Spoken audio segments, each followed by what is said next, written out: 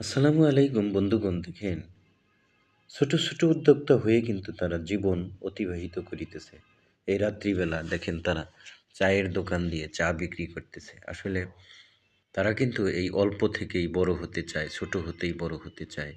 এভাবে যারা জবলেস বা কর্মহীন অবস্থায় বসে আছেন, তারা কিন্তু এই ছোট ছোট ব্যবসা করে আপনারা কিন্তু